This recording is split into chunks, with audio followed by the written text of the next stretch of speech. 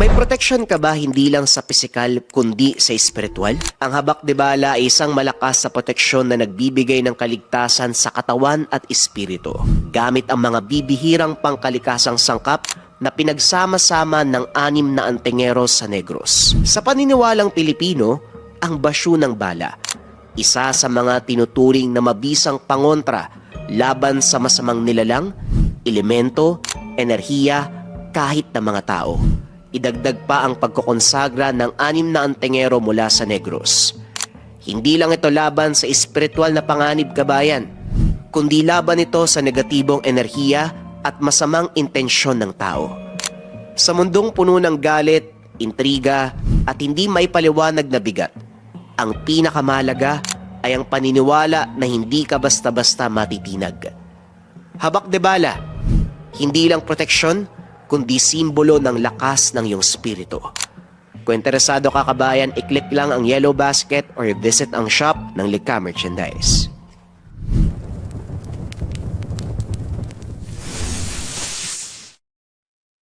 Ang kwentong ito ay hango sa totoong buhay. Mula ito sa isa nating kabayan na itago na lamang natin sa pangalang Mayong. Taong 2000, probinsya ng Sarangani. Magmula pa noon, marami ng usapin na gumagaling dahil sa kanilang paniniwala. May mga pamamaraan ng panggagamot na nagmula sa mga hindi karaniwang salita. Nung una, ayaw maniwala ni Mayong dahil lumaki siya ng walang pinaniniwala ang Diyos o kahit walang sinong sinasamba. Wala rin sa pamilya niya ang lumapit sa simbahan o kahit ribulto ng santo sa bahay. Naging maayos ang pamumuhay sa kabila ng kawalan ng pananalig. Subalit unti-unting nagbago ang lahat magmula nang makaramdam ng sakit ang ina. Hindi na mamukaan dahil dahan-dahang nasisira ang katawan. Lumobo ang tiyan. Naging kulubot ang balat. Nagsugat-sugat. Napapadalas ang pagsusuka ng dugo at iba pang hindi maipaliwanag na sintomas. Ilang ospital na rin ang sumuri pero panay bigay lamang ng reseta. Inubos ang pera at kayamanan hanggang sa puntong wala nang natira. Ubus na rin maging ang pasensya. Umabot sa punto, nakiusap na ang ina na patayin na lamang siya. Subalit wala sa isip ni Mayong na pakawalan ang ina ng ganun-ganun lang.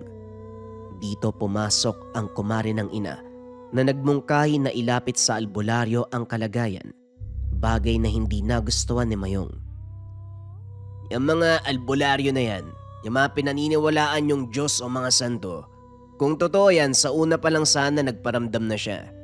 Kung talagang anak tayo ng kung sino mang may likha, sana hindi tayo binibigyan ng anumang sakit. Pero ano nangyari, tignan mo ang nanay ko. Nagdurusa, sakit yan eh. Wika ni Mayong. Mayong, huwag mong pagdudahan ang pananalig. Dahil lahat ng nangyayari sa atin nakaayon sa kanyang plano. Wika ni Aling Jesusa. Kung ganun sinasabi mong planado ng Diyos na yan yung pagkakaroon ng sakit ni nanay. Aba, walang kwenta pala yun. Kasi imbes na tumulong, nagbibigay pa ng karamdaman. Mayong magulos dili ka. Hindi mo gugustuhin na maranasan ng parusa niyan. Baluktot ang paniniwala mo. Ako pa may baluktot na paniniwala. Aba sige, iarap mo sa akin ang sinasabi mong Diyos-Diyos na yan. Patanayan mo nga kung totoo siya. Wala ka magawa. Wala naman kasi noon. Kayo lang yung nagpupumilit na mayroong ganyan eh. Alam ko na. Malamang maniniwala ka kasi ang pangalan mo, kinuha sa pangalan ng pinaniniwalaan nyo din eh, Jesus. Ubus na ang pasensya ko sa taong walang paniniwala. Mayong, ang maipapayo ko lang sa kalagayan ng nanay mo. Dumulog ka sa simbahan o sa isang manggagamot. Sigurado ko, matutulungan ng kondisyon ng nanay mo kung ayaw mo siyang mamatay. Mabuti pang kumilos ka na ngayon. Nakasulat sa papel na ito ang taong hahanapin. Nandyan lang din yan sa lugar. Dalawa yan, isang pari at manggagamot. Desisyon mo kung susunod ka. Wika ni Aling Jesusa, sabay lapag ng pinagsulatang papel sa mesa. Hindi to pinansin ng binata. Bumaling sa ina na hirap na sa paghinga. Mulat ang mga matang nakatitig sa kawalan. Wala ng emosyon. Nay, habaan niyo lang po ang pasensya. Huwag kayo magpapatalo sa sakit na yan, ha. Hayaan niyo na rin si Aling Jesusa. Kung ano man ang sinasabi niya tungkol sa Diyos-Diyos na yan. Anak bakit hindi natin subukan? Wala namang mawawala kung dudulog tayo sa mga yun eh. Wika ni Nanay Paulina. Nahihirapan man, sinikap ng matandang makapagsalita. Kaso hindi to nagustuhan ni Mayong. Nay, lalo ka lang malalagay sa alanganin kung maniniwala tayo sa wala. Palagi na lang sinasabing Diyos-Diyos na yan eh. Nasaan? Nasaan ba yan? Binibilog lang ang ulo natin dyan. Wag na, Nay. Sigurado kong kayang labanan ng katawan mo ang karamdaman na yan. Paano kung hindi? Paano kung mamatay ako dahil hindi tayo nakinig sa payo nila? Subukan na lang natin, anak. Wala namang magbabago. Kung walang mangyari, huwag na tayong sumubok muli. Pagbigyan mo na lang ako. Nahihirapan ako sa kalagayan ko eh. Matapos masaksihan ang luha ng ina, naantig ang damdamin ng binata, pinag-isipang mabuti ang desisyon. Panay ang iling, ayaw tanggapin, na dahan-dahang bumigay ang sarili para dumulog sa manggagamot. Matapos matonton ang lugar na isinulat ni Maring Jesusa sa papel, natigilan si Mayong sa dagsaan ng mga tao. Daig pa ang palengke kung dumugin. Mahaba ang pila, may mga pasyente na may iba't ibang karamdaman. May naghihingalo na matapos lumabas mula sa bahay ng sinasabing manggagamot. Umayos ang pakiramdam. Meron pang lumobo ang katawan, na kaagad ding naibalik sa dating kalagayan. Iyo, sa bandang yun kayo pumesto ng kasama mong pasyente para madaling makapasok sa tanggapan kapag tinawag na. Manong, ikaw ho ba yung manggagamot? Ano po yung ginagawa nyo para mapagaling ang mga tao? Ay, hindi ako manggagamot dito. Ako si Amboy, utusan lang. Umaalalay sa mga pasyente, sige na, doon kayo pumila. Sandali lang ho. Ano po ba talaga ang ginagawa sa loob? Bakit lumalabas silang wala ng karamdaman? Mahahalatang baguhan ka pa dito. Iho, masasagot lahat ng tanong mo sa oras na makapasok ka sa tanggapan ni Manong Gregorio. Sige na, umusog na kayo doon para hindi marangan ng daanan. Habang naghihintay, pinagmasdan ni Mayong ang kaganapan sa paligid. Tanghaling tapat na, subalit dumarami pa rin ang dagsaan. Sa isip ng binata, nandito na lahat ang mga karamdaman na iniinda ng iba't ibang pasyente. Matagal pa bago sila naasikaso, kung kaya't nagkaroon ng oras para mapakinggan ang usapan ng mga tao. Walang maririnig kundi papuri para sa manggagamot. Amboy, mukhang mas maraming pasyente ngayon kumpara sa nakaraang araw. Alam mo, bilib na bilib talaga ako kay Manong Gregorio. Kahit gaano karaming pumipila, wala siyang hinihindihan. Ginagamot niya hanggat makakaya. Wika ni Mang Rogelio. Ganyan talaga si Manong Gregorio, pare. Nasa Diyos ang pananalig, kung kaya't ilang libo man ang pasyente ang pumarito, pinapapasok, ginagamot. Hindi napapagod si Manong dahil hindi nauubos ang kagalingan na mula sa Diyos. Nga pala yung anak ko nasa abroad. Magpapadala ng pera ang sabi niya. Yung kapilya na nasira ng bagyo, akuin niya ang pagpapayos. Si Manong Gregorio ang gumamot sa kanya mula sa kanser Kaya bilang balik, siya ang gagasto sa pagpapayos. Ay naku, ikakatuwa yan ni Manong. Siksik na kasi sa kwarto niya yung mga rebulto at kagamitan Nagiging mahirap sa pagkilos sa maliit na espasyo. Tutulong na ako sa pagtatrabaho ng kapilya para mapadali. Alam mo, hindi ko masisisi ang mga tao kung bakit ang iilan tinuturing na Diyos si Manong Gregorio. Sino ba naman ang hindi? Isang dasal lang, isang dapo ng kamay sa bagay may karamdaman. Nawawala lahat ang iniinda. Parang nasa kamay niya yata yung kamay ng Diyos eh.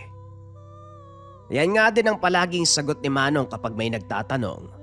Para sa kanya, isa siyang instrumento na ginagamit para ipalaganap ang kabutihan at pagpapagaling ng iba't ibang karamdaman. Ako nga, na naninilbihan sa kanya agarang nawala ang mga sakit sa katawan, biruin mo ah. Hindi pa ako nagpapatingin sa kanya pero nawawala na ang mga sakit ko. Ika nga nila kapag buo ang pananalig mo, posible ang lahat, di ba? Kayo na pala ang susunod, iho. Halika. Tulungan na kita sa pag-alalay sa nanay mo. Wika ni Manong Amboy. Nang nanay na ni Mayong ang kasunod. Natigilan si Mayong pagpasok ng tanggapan. Kinilabutan. Nakita ang malalaki at maliit na ribulto. Idagdag pa ang mga lumang kasulatan. Subalit ang mas nakaagaw ng pansin, ang 3 bote ng langis sa tabi ng pwesto ni Mang Gregorio. Hindi sila kagad nasikaso. Nakaharap pa ito sa altar upang manalangin. Magiliw naman silang tinanggap pagkatapos magdasal. Inang, mawalang galang na pero ni minsan ba, naisip mo na ikaw lang din ang dahilan kung bakit ka nagkaganyan? Pumantig ang tenga ni Mayong sa narinig. Hindi inasahan na ito ang unang sasabihin ng manggagamot. Mawalang galang na rin po, Manong. Kung makapagsalita naman kayo parang sinabi niyong pabaya ang nanay ko ah. Ganyan ba talaga kayo kumausap ng pasyente? Ngumiti ang manggagamot bago bumaling sa binata. Iho, tatanungin kita. Ano ang pumipigil sa'yo para hindi paniwalaan ang pananalig? Napabuntong hininga si Mayong. Hanggang sa mga sandaling ito, hindi pa rin nagbabago ang paniniwala. Nandito kami para magpagamot, hindi para harapin ang mga katanungan. Sandali nga, kung wala naman kayong balak gamutin ng nanay ko, hindi na po kami magtatagal. Bakit ba ayaw mong maniwala? Ano ang pumipigil sa'yo para paniwalaan ang pangalan niya? Hindi mo ba alam na ang lahat ng nangyayari sa buhay ng tao ay naaayon sa plano ng may likha? Itong kalagayan ng nanay mo, nakasaad to sa... Wala akong pakialam kung nakasaad sa ganito o ganyan. Ang sa akin lang gamutin niyo ang nanay ko. Gagamutin mo ba o hindi? Alis na lang kami dito. Pag-aaksaya ng oras ang ginagawa mo ngayon, Iho. Hindi pa uli ang lahat para buksan ang mga mata, para kilalanin ang ngalan niya. Hindi pa uli para buksan ang mga tenga, makinig ng mga salita, at lalong hindi pa uli para magbalik loob sa kanya. Magiging huli ang lahat para sa nanay ko kung puro kadaldal. Pasensya na po pero nandito kami para alamin kung magagamot ba si nanay o hindi. Hindi yung pangaralan mo sa bagay na kahit nakakataas sa lipunan walang ideya kung may Diyos ba talaga o wala eh. Kaya maraming nawawala ng landas dahil ayaw maniwala. Madali lang tanggapin ang paniniwala pero mas piniling isara ang isip at puso. Iho, alam mo ba ang kahihinatnan ng taong walang pananalig? Nay, bumangon ka na nga ho dyan. Makikipag-usap lang pala to eh. Bumiyaya pa tayo ng pagkalayo-layo tapos ito lang pala yung aabutin. Umuwi na lang po tayo. Mananatili sa tanggapan ko ang nanay mo. Ang nanay mo, unti-unti nang binuksan ang isip at puso para sa presensya sa pananalig. Ikaw, kailan ka magsisimula? Ano ka ba pare o manggagamot? Sobrang daldal mo eh. Alam mo din pala ang tawag sa mga ibang gumagamit ng pananalig. Pero bakit hindi mo subukang maniwala? Mababaliw ako dito, ganito na lang. Alis muna ako. Babalikan ko na lang si nanay mamaya, hindi ko kayang pakinggan yung mga sinasabi mo eh. Sandali, puro ka tanong sa akin ikaw ba? Buo ba ang paniniwala mo? Amboy, ihatid mo ang batang yan sa tahanan ni Pareng Rogelio. Pakisabi sa kanya, pagsilbihan ng bisita natin. Wika ng manggagamot bago tumalikod at inasikaso na si Nanay Paulina. Sumama si Mayong kay Mang Amboy. Dinala siya sa tindahan ni Mang Rogelio. Sinabi rito ang bili ng manggagamot. May iba't ibang klase ng kape at tinapay. Alin ang gusto mo? Ipagtitimpla kita. Kahit ano na lang po basta nakakain at naiinom. Nga po pala, kayo po ba naniniwala kayo sa mga ganyan? Kamot ulong natawa ang matanda. Pasensya na. Ngayon pa lang kasi ako nakarinig ng ganyang tanong eh. Dito kasi sa lugar namin, buo ang paniniwala ng mga tao. Nagulat ako sa tanong mo, ikaw ba naniniwala ka? Malamang hindi. Kung totoo yan, sana nakita na natin yan yung mga sinasabi nyo. O narinig natin yung boses kaso wala eh. Puro salita lang o nasaan. Saan siya nakatira? Anong itsura? Anong boses niya? Hindi man nakikita, hindi man naririnig, pero nararamdaman ng taong naniniwala. Minsan hindi mo kailangan makita, hindi mo kailangan marinig. Sapat nang maramdaman mo ang presensya para masabing nariyan siya. Totoo ang pananalig, iho. Mag-isip-isip ka. Wala naman akong kailangang isipin, Manong eh. Saan mo ba nakuha yung mga sinasabi mo? Yan ang turo sa mga kasulatan. Kasulatan na sinulat din ng tao. Dumaan pa sa iba't ibang salin. Hindi nga natin alam kung totoo yan eh. O baka likha lang na may malikot na isipan. Oh, bakit natahimik kayo, Manong? Alam mo, mas mabuting magmeryenda ka na lang muna dahil marami pa akong asikasuin. Pagtiyagaan mo ang kape at tinapay, magpakabusog ka. Napailing si Mayong. Nakita mo na. Kahit ang taong naniniwala ko hindi makasagot sa mga simpleng tanong ko. Paniwalain nyo na ang lahat, wag lang ako. Patanda na kayo pero nalalamangan ko pa kayo sa pag-unawa sa mga bagay-bagay. Huling wika ng binata habang nilalantakan ang kape at tinapay. Nagpapalipas ng oras sa tindahan, hindi maiwasang marinig ang kwento ng mga tao tungkol sa kanilang karanasan. Walang ibang maririnig kundi papuri sa kaitaasan dahil ayon sa mga ito, sa hirap ng kanilang dinanas, paniniwala ang tumugon, solusyon sa kaginhawaan. Narinde si Mayong sa mga naririnig. Walang paalam na umalis ng tindahan. Naglibot sa sityo. Napansin ang kabuhayan ng mga tao. Simple subalit masayahin na para bang walang iniisip na problema. Nang makahanap ng pwesto malapit sa taniman, huminto si Mayong at tinanaw ang matanda na nag-aararo. Lumapit sa kanya para magbahagi ng inumin. Pasyente ka ba ni Manong Gregorio? Ngayon ko lang nakita ang mukha mo. At kadalasang dayo sa lugar na ito ay nagpapagamot kay Manong. Orlando ang pangalan ko. Manoy Orlando. Mayong ho ang pangalan ko. Ikaw po ba, Manong? Nananalig ka ba? May paniniwala ka ba? Bakit naman wala? Huwag mo sabihing wala kang pananalig. Nako, isa yang pagkakamali. Buhay mo pa lang galing na yan sa pananalig mo. Ang gumising sa araw-araw, utang natin sa may likha. Tapos hindi mo papaniwalaan ng presensya, nako. Kasalanan yan, iho. Matindi ang parusa sa mga taong hindi kumikilala sa pananalig. Dito ba sa lugar nyo sinilang yung pinaniniwalaan nyo? Parang lahat ng tao dito, yan ang sinasabi Kasi meron naman talagang pananalig. Ano ba ang sadya mo dito sa lugar? Kung may ipapagamot ka, ang payo ko sa'yo bumalik ka kay Manong Gregorio. Panoorin mo ang pamamaraan niya dahil bawat proseso, unti-unti mong maiintindihan ang sinasabi namin. Hindi naman sa pilitan, pero mas mabuti kung ngayon pa lang, buksan mo ang puso't isipan sa mga ganyang usapin.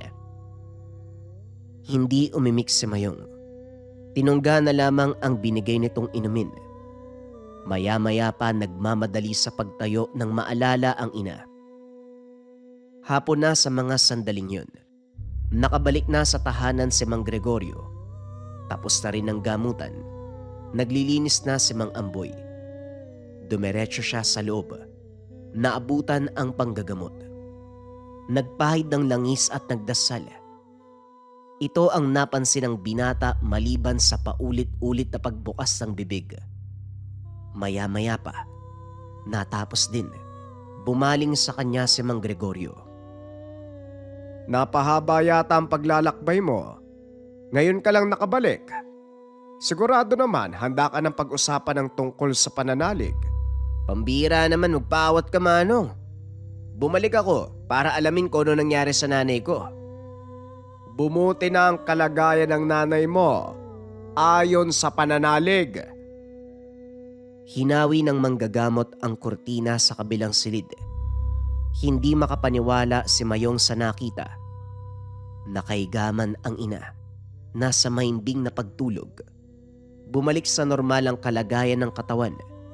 Wala na ang panglolobo ng tiyan. Makinis na muli ang balat. Maayos na maayos. Hindi makapaniwalang tumitig kay Manong Gregorio. Ano ang ginawa niyo? Paano niyo pong napagaling si nanay? Napangiti ang matanda. Magagalit ka na naman kapag sinabi ko. Pero iho, walang ibang gumamot sa ina mo kung hindi ang paniniwala at pananalig. Pwede nang umuwi ang nanay mo para makapagpahinga ng maayos. Nag-arkela ako ng pwedeng masakyan. Ihatid kayo para hindi na mabinat ang pasyente. Natahimik si Mayong. Napaupo sa tabi ng higaan. Habang nakatitig sa ina. Unti-unting napukaw ang damdamin. Hindi maiwasang maiyak sa labis sa tuwa. Nang magkamalay at kaya ng kumilos, bumiyahe na pauwi. Sumalubong si Maring Jesusa na malawak ang ngiti. Akala ko sa simbahan kayo dumulog. Sa albularyo pala. Kumusta naman ang pakiramdam mo, Mare? Sigurado ko, wala ka nang nararamdaman dyan sa kaloob-looban mo. Maraming salamat, Mare, kung hindi dahil sa'yo, patuloy ako magdurusa. Nga pala, tanggapin mo ito bilang pasasalamat ko.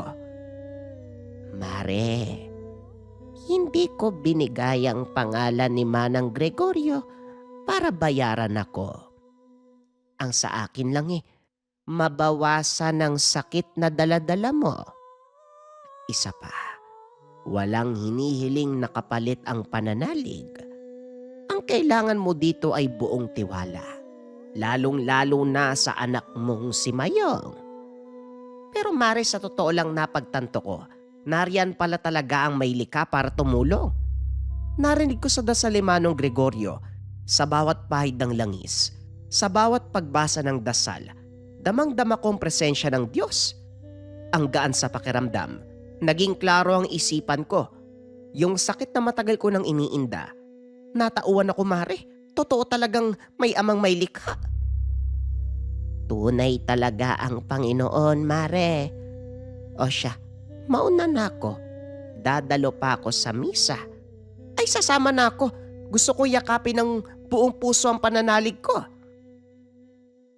Napabuntong hininga si Mayong.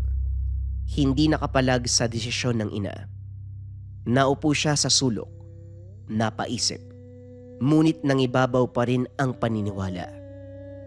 Sa susunod na ako maniniwala kapag nakita ko na yung Diyos na yan. Yung harap-harapan ko makakausap.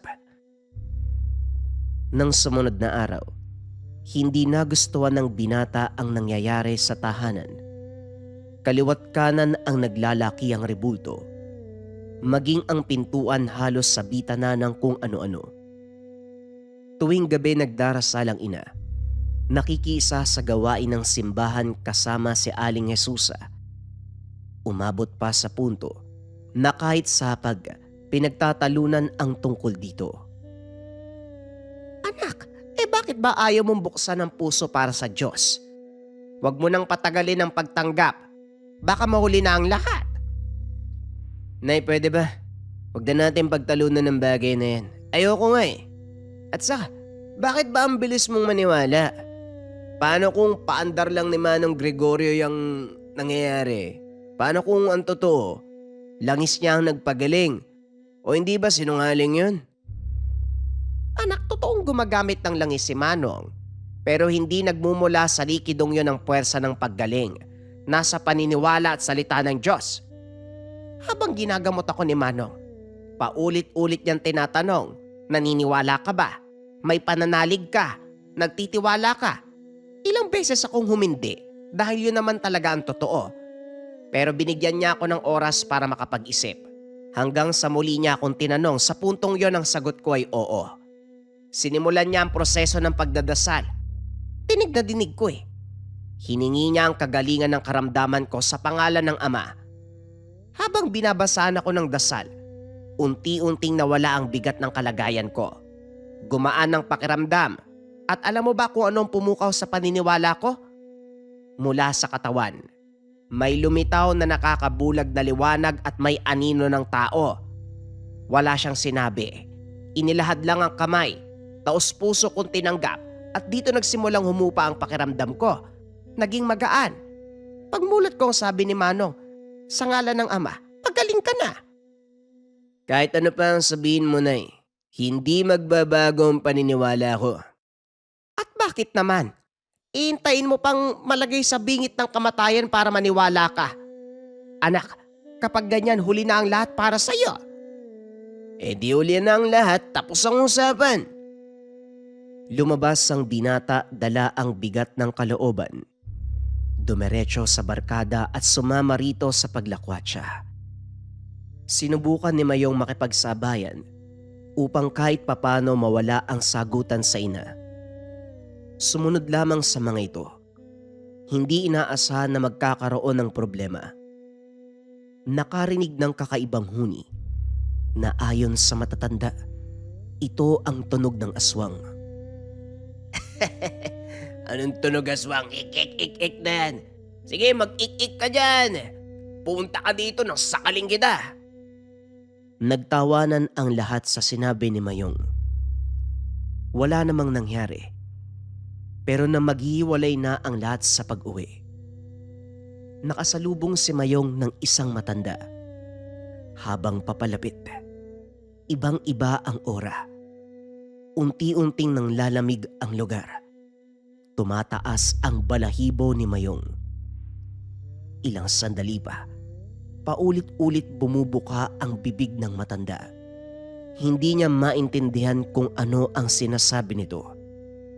Nang malagpasan, nagkipit balikat na lamang si Mayong. Lumipas ang ilang panahon. Nagtaka si Mayong dahil nabalita ang may pagbabago sa mga barkada. Isa sa mga ito ang biglang binawian ng buhay. Ang dalawa, ikinulong dahil nasiraan ng bait. Nang bisitahin, hindi bait ang nasira, kundi buong pagkatao. Ayon sa mga magulang, hindi na tao pa ang kaibigan niya. May mga gabi na nawawala ito. Sa pagbalik, duguan ang bibig at mga kamay. Kinilabutan si Mayong, kagad lumayo sa mga ito. Binabagabag sa ideya matapos balikan sa isipan ang gabi, kung saan ginawang biro ang tunog ng aswang. Hanggang sa sumagi sa kanyang isipan, ang nakakatakot na matanda na nakasalubong niya, na kung ano-anong salita ang binabanggit. Kakagaling ko lang sa simbahan. Nakausap ko yung nanay ng kaibigan mo ah. Bakit ganun ang nangyari kay Jonel? Parang naging hayop daw, nababaliw. Halimaw daw eh. Ang sabi ko, dalin kay Manong Gregorio. Hindi lang karamdaman ang ginagamot nun. Kahit mga yanggaw, sumpa ng aswang o mangkukulam at barang. Naging hayop? Aswang? Bakit daw ho? Anong sabi ng nanay ni Jonel? Ayun na nga. Nagtanong-tanong siya kung pwede ba daw malahian ng isang tao kapag nakarinig ng mga hindi normal na salita. Sa pag-amin ni Jonel nung nasa katinoan pa, may nakasalubong daw na matanda eh. Wala namang ginawa bukod sa pagsasalita ng kung ano-ano. Yun ang tinutukoy na dahilan na nangyayari ngayon sa binata. Napalunok si Mayong. Wala sa sariling kinilabutan. Dali-daling pumasok ng kwarto. Tinitigan ang sarili sa salamin. Sinuring mabuti ang bawat anggulo ng muka at katawan. Walang pagbabago, subalit naroon pa rin ang takot. Huwag naman sana. Papayag akong masagasaan kaysa maging aswang. Sa paglipas ng mga araw, unti-unting nagbago ang ugali na kahit siya hindi maintindihan ang naganap. Bigla na lang nagagalit, natatakot sa tubig. May oras na labis ang pagkauhaw na hindi na kayang pawiin ng anumang inumin. Kapag nagugutom, hindi pang karaniwang pagkain ang hinahanap. Naunawaan ni Mayong ang kaganapan matapos maubos ang hilaw na karne na sana'y lulutuin para sa susunod na kainan. Natataranta, natatakot, lumabas at kung saan-saan napadpad. Hindi makapag-isip ng maayos, natigilan matapos makasalubong si Junel. Sa puntong ito, hindi na makilala ang kaibigan. Nangingitim ang balat. Humaba ang mga kuko. Nanlilisik ang mga mata. Naglalaway. Naghahanap ng sariwang karne. Saksi pa siya kung paanong tinumba ang kambing. Sinipsip ang dugo at kinain ang laman. Sa takot na matulad, nag-isip ang binata hanggang sa sumagi si Mang Gregorio. Tinakbo na lamang ang daan pero napahinto pagdating sa bakuran.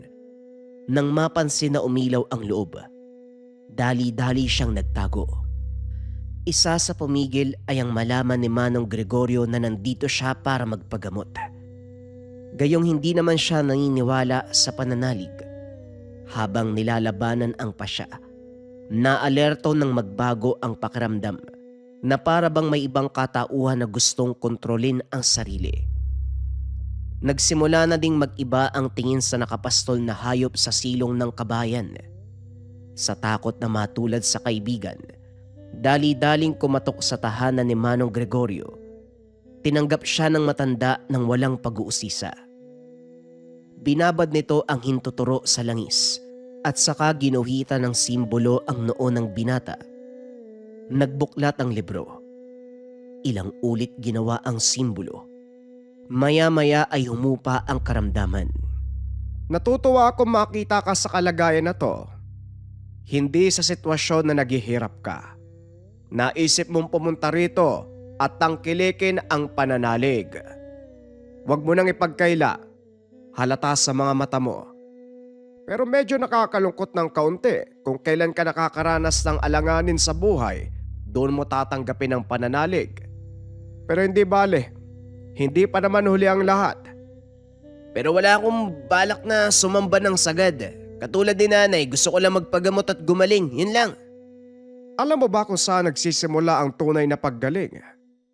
Sa pananalig, pagkilala at pagtanggap. Ang katulad ko, sa salita at pananampalataya nagbumula ang lakas. Pero kagaya mo rin ako noon eh. Hindi naniniwala. Malayo ang loob sa anumang may kinalaman sa pananalig. At katulad mo, dumaan ako sa karanasan na nagtulak sa akin para kumapit sa pangalan ng Ama. Nasa bingit ako ng kamatayan, pero nang taos-puso ko siyang tinanggap, nagkaroon ng himala eh. Nakikita mo mga peklat na to. Hindi mabilang ang bala ng baril na bumaon sa katawan ko. Pero sa ngalan niya nalampasan ko ang kamatayan. At yon ang simula kung bakit ako pumasok sa panggagamot. Ano po bang punto ng kwento mo? Sa tingin niyo ho ba matitinag ako? Pasensya na, pero hindi mangyayari yan. Umuwi ang binata at sa paglipas pa ng mga araw, bumalik ang St. Thomas. Biglaan ang paglala. Umabot sa punto na nasaktan si Nanay Paulina. Natagpuan ang sarili. Natatakam kapag nakakakita ng tao o hayop, lalong-lalo na kapag naaamoy ang aroma ng balat. At ang pinakamalala, natauhan sa kalagitnaan ng pagngat-ngat ng laman. Diyos ko na, paano ka anak? Kailan ka pa nagkaganyan? Wika ni Nanay Paulina habang nakatitig kay Mayong na may hawak na laman ng hayop. Nanginginig si Mayong habang nakatitig sa kamay na duguan. Kahit si Nanay Paulina, hindi na masikmurang lumapit sa anak. Nang makita na tumakbo palayo ang ina, nanlumo ang binata. Napahagulgol, katabi ang pinatay na hayop. Tumindi pa ang kaganapan. Natagpuan ni Mayong ang sarili na patuloy na hinahabol ang mga hayop. Mabuti na lamang sumingit ang katinoan, napigilan ang sarili. Tumakbo sa kalagitnaan ng gubat. Sumigaw, nagwala. Inilabas ang lahat ng saloobin.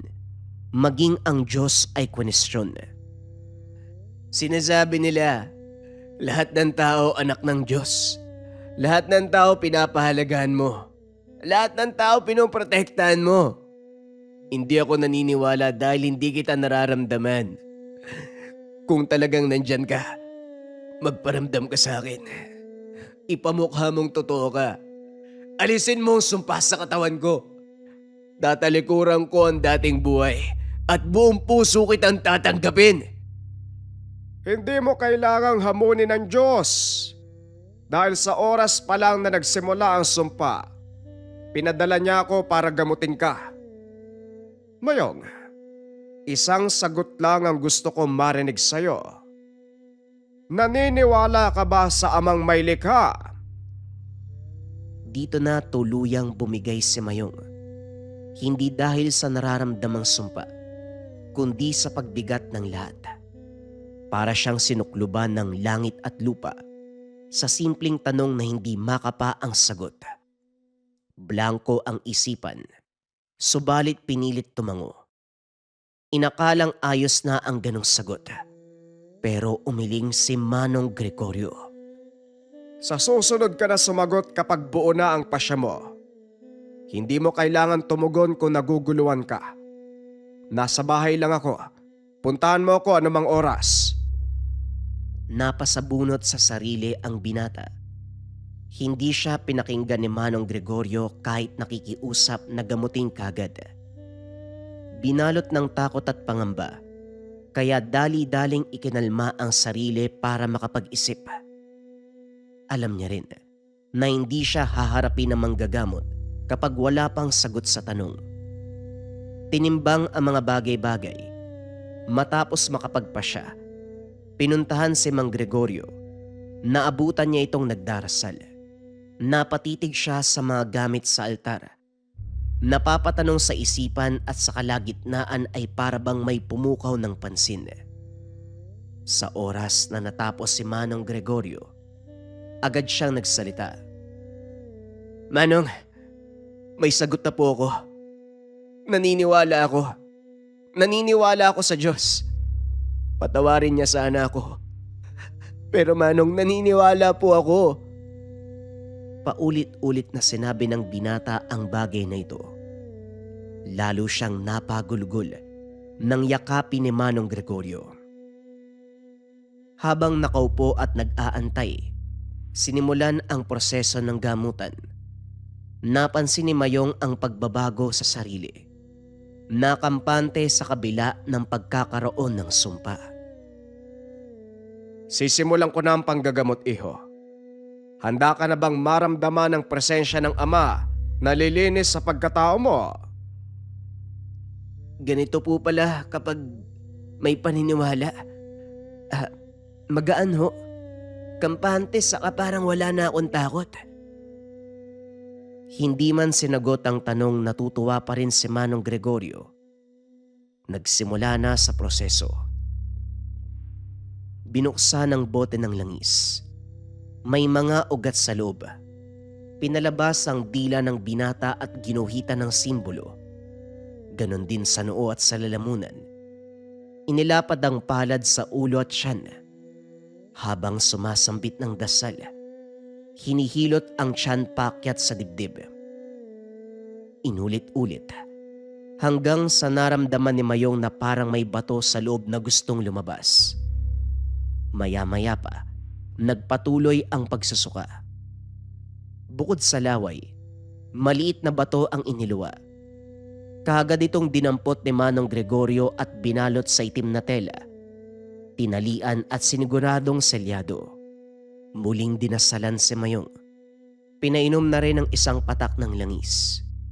Tinapos ang gamutan sa pagpapasalamat sa amang may likha. Sandaling namanhid ang katawan ni Mayong. Bumigat ang pakiramdam na maya-maya pa'y unti-unting gumaan. Sa isip ng binata, para siyang napaliguan ng sagradong tubig na bumura sa lahat ng kasalanan. Kumusta ang pakiramdam mo, iho? Huwag kang magagalit ha. Itatanong ko lang uli. Naniniwala ka ba sa Diyos? Maayos na ho ang pakiramdam ko. At opo, naniniwala po ako sa Diyos. Tama nga ho kayo. Kailangan ko pang malagay sa alanganin bago ko tanggapin ang presensya niya. Nakakasuka yung ugali ko. Sana patawarin ako ng amang may likha. Hindi ka pa humingi ng tawad, pinatawad ka na. Ang ihiling ko lang, magmula sa araw na to mamuhay ka ng may pananalig. Mapapagaan ang bawat sandali ng iyong buhay at hindi ka matatakot sa anumang bagay. Nga pala, tanggapin mo ito. Regalo ko dahil natutunan mong yakapin ang presensya ng Ama. Ano ito? Isang gamit na may larawan? Isa po ba to sa instrumento? Oo, merong yang basbas, iho. Gamitin mo bilang panangga sa anumang banta na nakapaligid. At higit sa lahat, wag na wag mong kakalimutang sambitin ang ngalan niya. Wika ni Manong Gregorio habang nakatingin sa kalangitan. Tinanggap ito ni Mayong at sa unang pagkakataon, natutunan niyang mamuhay na may kinikilalang Diyos. Malaki ang pagbabago sa buhay, subalit may mga bagay siyang nais subukan. Abala ang ina sa simbahan, kaya siya naman ang bumalik sa manggagamot at nagpresentang tumulong. Aba, ayos ah. Parang kailan lang pinagtatawanan mo si Manong, tapos ngayon handa ka nang ialay ang buhay mo. Eh ang totoo naniniwala ka ba talaga? Wika ni Manong Amboy na isa sa mga nagulat sa pagbabago ni Mayong. Babalik po ba ako dito kung hindi? Mang Amboy, marami pong nangyari sa buhay ko pero baliwala ang lahat ng yon kung wala akong pananalig. Tama ho kayo. Tama si Manong. Sa buhay nating mga tao, dapat meron tayong pananampalataya. Aba, talagang nananalig ka na. Saka lang nagbibigay ng tangan si Manong Gregorio kapag buo ang paniniwala ng pasyente. Ilika nga dito, payakap nga. Natutuwa ako sa iyo O mamaya na yung lambingan nyo. Hiramin ko muna si Mayong. Kailangan ko nang aalalay sa akin. Tumalima si Mayong at sa unang pagkakataon, umalalay sa panggagamot. Sa puntong ito, buntis ang pasyente na nagsimula ng manganak. Lumalabas na ang ulo ng bata kung kaya't inalalayan ang pagsilang. Pahirapan dahil kasalukuyang iniinda ang barang. Mayong, pakiabot ng bote ng langis. Yung kulay puti. Ipinahid ang langis sa tiyan ng ina at sa ulo ng bata. Matapos lapatan ng dasal, nagpatuloy na ang paglabas ng sanggol. Nakahinga dahil malusog at walang kapit ng sumpa. Pero pagdating sa ina, sandaling natigilan si Manong Gregorio. Inabot nito ang isa pang bote. Sa tingin ni Mayong pare-pareho lang naman ang laman. Subalit sa napapansin at sa paraan ng paggamit, iba-iba ang bisa. Pinalabas ang dila ng pasyente at ginuhitan ng krus gamit ang langis. Hinilot ang lalamunan habang dinadasalan. Maya-maya pa, naglabasan ang hindi mabilang na insekto. Kaagad ding pinalunok ng langis at muling dinasalan. Lumipas ang ilang sandali, gumaan ang pakiramdam. Sunod-sunod ang panggagamot dahil lumipat sa kabilang upuan si Manong Gregorio. Sa puntong ito, kulam ang inatupag. Tabingi na ang muka. Paralisado ang kalahating katawan. Kabilang bote naman ang ginamit ni Manong Gregorio. Parehong proseso. Pero sa puntong ito, nakausap ang mangkukulam na sumapi sa katawan ng pasyente. Bagay na ikinagulat ni Mayong. "Mangamboy, pwede pala ang ganyan. Nakakasapi ang mangkukulam sa biktima niya." Sa pamamagitan ng ritual, oo. Nakita mo naman ang pamamaraan ni Manong, hindi ba? Sa bawat pasyente, iba't ibang bote ng langis ang ginagamit dahil iba ang kargambisa. Depende sa kondisyon ng pasyente. Pero lahat ng yan may basbas ng salita mula sa Diyos. O siya, umalalay ka na roon para mapadali ang panggagamot niya.